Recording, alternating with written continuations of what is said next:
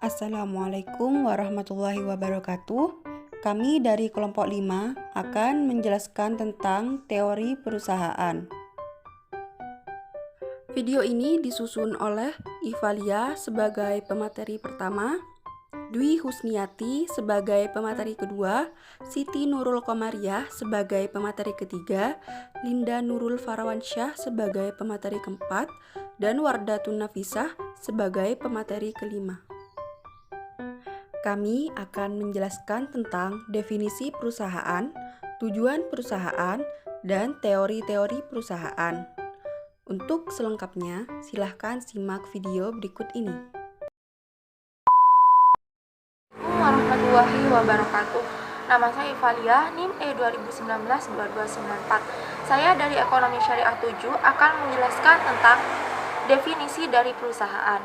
Apa sih itu perusahaan? Perusahaan itu merupakan sebuah badan hukum yang didirikan oleh sekelompok orang yang bersangkutan yang dijadikan sebagai tempat terjadinya kegiatan produksi, baik itu berupa barang maupun itu berupa jasa. Perusahaan. Memang dalam perusahaan itu harus ada tujuannya. Ya haruslah. Kenapa?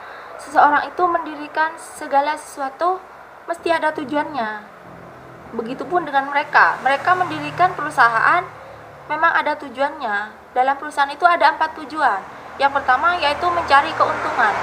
Maksudnya gini, seseorang itu mendirikan perusahaan yang memang untuk mencari keuntungan agar mereka itu dapat mencapai laba yang maksimal. Yang kedua yaitu untuk menjalankan kelangsungan hidupnya. Mengapa seperti itu? Karena gini, mereka itu kan mendirikan perusahaan, kemudian mereka mendapatkan keuntungan, lalu keuntungan itu nanti bisa dijadikan sebagai gaji, THR. Jadi kan karyawan-karyawan itu dapat melangsungkan kehidupannya. Tuh. Yang ketiga yaitu untuk menampung tenaga kerja. Dalam perusahaan itu harus ada tenaga kerja. Jadi tujuan dari perusahaan itu kan menampung tenaga kerja. Perusahaan itu awalnya membuat lowongan pekerjaan. Kemudian nanti seseorang yang pengangguran itu mendaftarkan di perusahaan tersebut. Jadi kan nanti dia yang melamar bisa menjadi karyawan dalam perusahaan tersebut. Tuh. Yang terakhir yaitu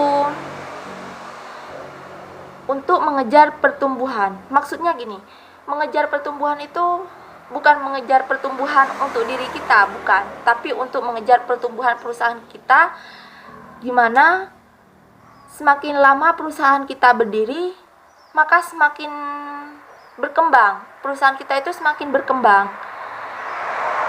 Bisa setiap tahun itu peningkatan penjualannya berapa? Assalamualaikum warahmatullahi wabarakatuh. Nama saya Dwi Husniati, NIM E2019-2278. Kelas Ekonomi Syariah 7. Di sini saya akan menjelaskan sedikit tentang teori perusahaan, yaitu neoklasik. Neoklasik sendiri berfokus kepada penawaran permintaan sebagai kekuatan pendorong di balik produksi, penetapan harga, konsumsi barang dan jasa. Perusahaan ini menggunakan teori neoklasik untuk memaksimalkan profit atau keuntungan. Dengan cara apa? Yaitu perusahaan harus mengetahui dan memiliki informasi yang sempurna yang terkait dengan kondisi pasar serta penawaran dan permintaan yang terkait dengan produksinya. Kondisi pasar ini harus dianalisis untuk mengurangi kerugian yang akan datang pada perusahaan tersebut dan untuk mengetahui persaingan antara perusahaan-perusahaan sehingga dapat memudahkan bagi yang ingin melakukan atau membangun suatu perusahaan dengan baik dan benar untuk masa depan yang dapat menguntungkan perusahaan itu sendiri. Selanjutnya yaitu ada ekonomi neoklasik bertumpu pada 3 asumsi, yaitu yang pertama, orang-orang yang memiliki preferensi rasional antara hasil yang dapat diidentifikasi dengan dan terkait dengan nilai. Jadi, seumpama seorang pemimpin yang mempunyai perusahaan pasti memiliki pemikiran yang sangat kritis, detail terhadap sesuatu dan terperinci, sehingga dalam merancangkan suatu produk, pemimpin tersebut sudah secara otomatis mengetahui bagaimana hasil yang akan dihasilkan produk tersebut, sehingga dapat diidentifikasi dan dijadikan sebagai nilai. Hasilnya yaitu hasil dari produk tersebut dapat menjadikan nilai yang baik bagi perusahaan tersebut. Yang kedua yaitu ada individu memaksimalkan utilitas dan perusahaan memaksimalkan keuntungan. Yang dimaksud utilitas di sini yaitu contohnya sebagai kita kerja di perusahaan komputer, kita harus memiliki semangat kerja yang tinggi serta bakat terhadap komputer tersebut atau kemampuan yang mengetahui bagaimana sih operasi komputer tersebut, sehingga kita itu dapat menuangkan kemampuan-kemampuan kita terhadap perusahaan yang kita kerja. Kita bekerja keras sehingga perusahaan tersebut juga dapat mendapat keuntungan hasil dari kerja dari kita. Begitu pula dengan kedua belah pihak tersebut sangat-sangat diuntungkan atau sama-sama merasa diuntungkan. Sebagai kita pihak karyawan atau pegawai dilihat atau terlihat sebagai pekerja yang sangat kerja keras, sehingga pemimpin mengetahui pegawai mana yang mempunyai kemampuan yang tinggi serta yang hanya bekerja saja, tidak mempunyai semangat yang tinggi. Terakhir yaitu ada orang bertindak independen atas dasar informasi yang lengkap dan relevan. Yang dimaksud di sini adalah kita tidak boleh bergantung kepada orang lain. Kita harus mencari segala sesuatu dengan usaha atau kemampuan kita sendiri. Dengan begitu, kita harus mencari informasi yang lebih lengkap.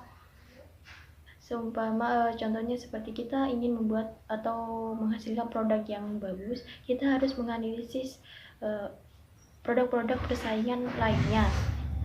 Dengan begitu kita memiliki citra yang unik dalam produk kita sehingga dapat relevan. Maksudnya relevan yaitu berguna secara langsung bagi masyarakat. Apa sih manfaat dari produk kita gitu dan diterima di masyarakat. Assalamualaikum warahmatullahi wabarakatuh. Saya Siti Nurul Komariah, NIM E 2019-2297 akan melanjutkan presentasi dari pemateri sebelumnya. Di sini saya akan sedikit menjelaskan mengenai teori biaya transaksi. Biaya transaksi didefinisikan sebagai biaya-biaya untuk melakukan proses negosiasi, pengukuran, dan pemaksaan pertukaran. Intinya, teori biaya transaksi itu menggunakan transaksi sebagai basis unit analisis. Sedangkan menurut Buru, biaya transaksi dapat juga diartikan untuk memasukkan 3 kategori yang lebih luas, yaitu yang pertama ada biaya pencairan dan informasi, kemudian yang kedua ada biaya negosiasi dan keputusan atau mengeksekusi kontrak, kemudian yang ketiga ada biaya pengawasan, pemaksaan, dan pemenuhan pelaksanaan. Nah, secara lebih detail, proses negosiasi sendiri bisa sangat panjang dan memakan banyak biaya. Misalkan kita ingin membuka usaha, katakanlah usaha tersebut usaha mie ayam pangsit.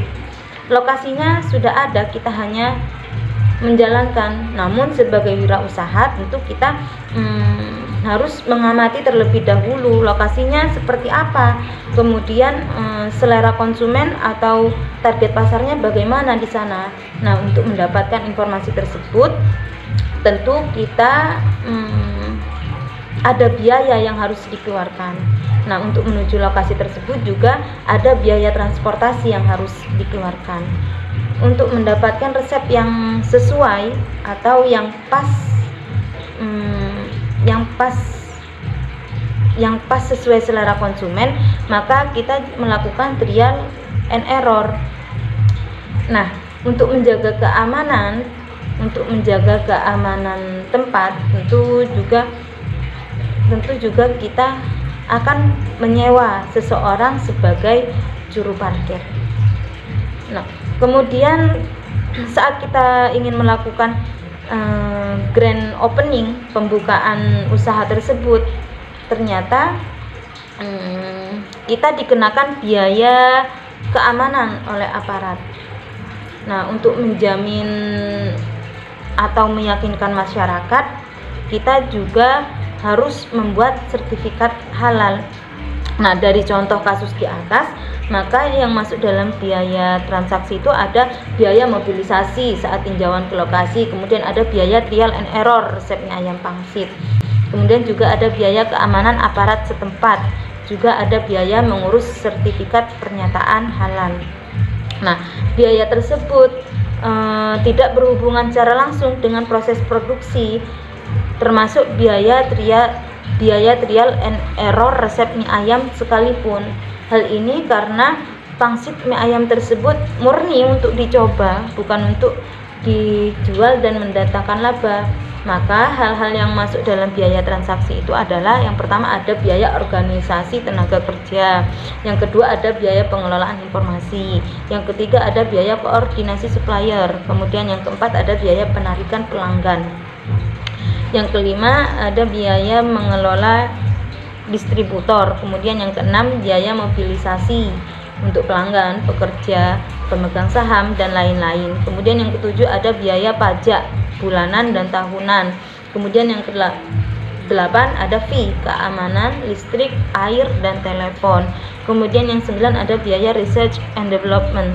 Kemudian yang 10 ada biaya audit laporan keuangan, dan kemudian yang 11 ada biaya administrasi lainnya. Nah, biaya-biaya tersebut harus dikelola dengan benar agar tidak meningkat setiap periodenya, karena semakin tinggi biaya transaksi maka akan semakin berkurang laba perusahaan tersebut. Nah, selanjutnya secara spesifik biaya transaksi pasar atau market transaction cost bisa dikelompokkan secara lebih rinci sebagai biaya menyiapkan kontrak, atau secara sempit bisa diartikan sebagai biaya pencairan atau searching dan informasi.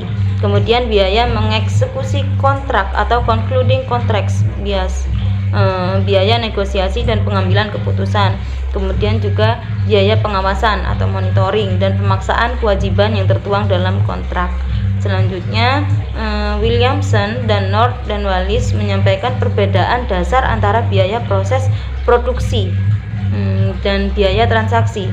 North dan Wallis memandang biaya transaksi sebagai ongkos untuk lahan, tenaga kerja, kapital, dan keterampilan kewirausahaan yang diperlukan untuk mentransfer hak-hak kepemilikan dari satu atau kelompok orang ke pihak yang lain. Dengan kata lain, biaya transaksi muncul karena adanya transfer kepemilikan atau lebih umum hak-hak kepemilikan.